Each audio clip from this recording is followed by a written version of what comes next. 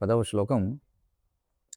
పవిత్రాణం పవిత్రం యో మంగళానాం చ మంగళం దైవతం దేవతానాం చ భూతానాం యో వ్యయః పిత. ఆయన పవిత్రం చేసే వాటిలో అత్యున్నత పవిత్రుడు. పవిత్రాణం పవిత్రం యో, మంగళకరమైన వాటిలో అత్యంత మంగళప్రదమైన వాడు. మంగళానాం చ మంగళం. దైవిక శక్తులలో పరమదైవము. దైవతం దేవతానాం చ అంటే మరియు, సమస్త జీవులకు అవ్యయుడైన తండ్రి అంటే నశించనటువంటి తండ్రి. వ్యయః పిత యో యో అవ్యయః పిత అని చెప్పన్నారు. అలాగే సంరక్షకుడు. ఆయన పవిత్రం చేసే వాటిలో అత్యున్నత పవిత్రుడు, మంగళకరమైన వాటిలో అత్యంత మంగళప్రదమైన వాడు, దైవిక శక్తులలో పరమదైవము, మరియు సమస్త జీవులకు అవ్యయుడైనటువంటి నశించినటువంటి తండ్రి మరియు రక్షకుడు అని అర్థం. చూడండి, ఒక సింహం ముందుకు వెళుతూ ఉందనుకోండి. సింహము ముందుకు వెళుతూ వెళుతూ ఒకసారి వెనక్కిలా తిరిగి చూస్తుంటుందన్నమాట. దాన్ని సింహావలోకనం అని చెప్పి అంటారు. అంటే సింహం ముందుకు సాగుతూ వెనకకు చూసినట్లుగా భీష్ముడు ఇప్పుడు మొదటి ప్రశ్నకు సమాధానం ఇస్తున్నాడు. యుధిష్ఠిరుడు ఒక 5 ప్రశ్నలు అడిగితే ఆయన వరుసలో సమాధానం చెప్పకుండా ఆయన ఒక్కొక్క దానికి సమాధానం చెప్తూ ఇప్పుడు మొదటి దానికి సమాధానం చెప్తున్నాడు. అంటే ముందుకు వెళ్ళాక మళ్ళీ వెనక్కి తిరిగి చూసినట్టుగా మొదటి ప్రశ్నకి సమాధానం ఇస్తున్నాడు. ఏమంటున్నాడు ఇక్కడ? పరమం అంటే అత్యున్నతమైన అనే పదం మునుపటి శ్లోకం నుండి ఇక్కడికి కూడా వస్తుంది. ఇక్కడ కూడా వర్తిస్తుంది అనమాట. ఈ శ్లోకంలో కూడా మనం పూర్వ శ్లోకంలో కూడా చూసాం. గంగానది వంటి పాపాలను హరించే పవిత్రమైన వాటిలో చూడండి, పవిత్రం చేసేటువంటివి అనేకమనే ఉన్నాయి. మనం చూసినట్లయితే గంగానది ఏం చేస్తుంది? తనలో స్నానం చేసినటువంటి వారి పాపాలన్నిటిని కూడా హరిస్తుంది కదా. మరి గంగానది వంటి పాపాలను హరించే పవిత్రమైన వాటిలో భగవంతుడు అత్యున్నత పవిత్ర స్వరూపుడు అనమాట. అంటే పవిత్రాణం పవిత్రం యో, పవిత్రం చేసే వాటిలో అత్యంత పవిత్రుడు ఎవరు అంటే గంగా.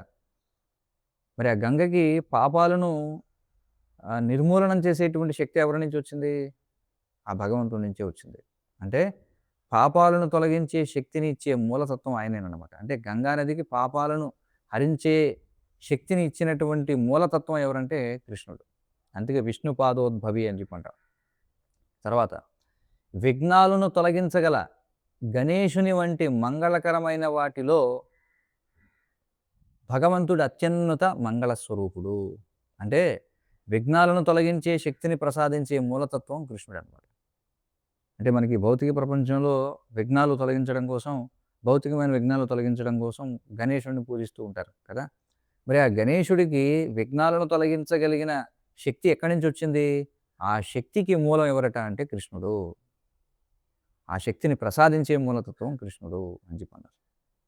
అంటే విఘ్నాలను తొలగించి మంగళమును చేకూర్చువాడు అనమాట. బ్రహ్మ వంటి వారందరిచే ఆరాధించబడే దేవతలలో పరమేశ్వరుడు పరమదైవము. ఆయన సర్వోన్నతమైనందున ఆరాధించదగిన పరమ స్వరూపము అని చెప్పన్నారు.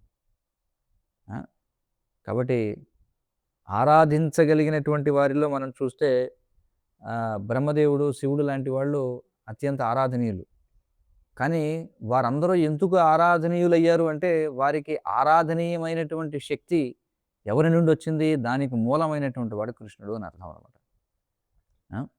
దేవతలు మంగళకరంగా మరియు పూజనీయులుగా ఉన్నారంటే దానికి కారణం భగవంతునితో వారికి గల సంబంధం. ఇది మనం అర్థం చేసుకోవాలి. భగవంతునితో సంబంధం లేకుండా ఏ దేవత కూడా మనల్ని పవిత్రుని చేయలేదనమాట. దేవతలు ఎందుకు పూజనీయులు అంటే వారికి భగవంతునితో ఉన్న సంబంధం వల్ల. ఈ సృష్టిలో ఉన్నటువంటి ఏదైనా సరే ఎందుకు పూజనీయము అంటే భగవంతునితో ఉన్నటువంటి సంబంధం వల్ల మాత్రమే.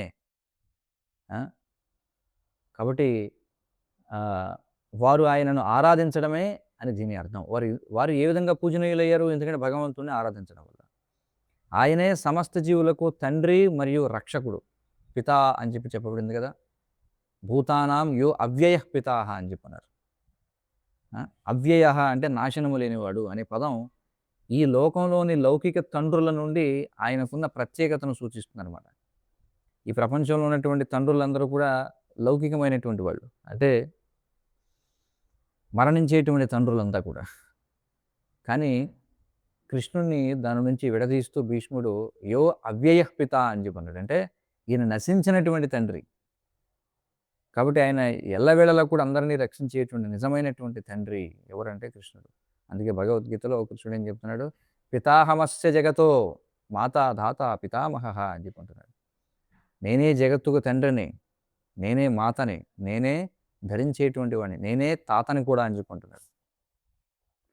హరే కృష్ణ కృష్ణ కృష్ణ హరే హరే, హరే రామ రామ రామ హరే హరే. ఎవరికైనా ఏమైనా ప్రశ్నలు సూచనలు ఉంటే చెప్పండి.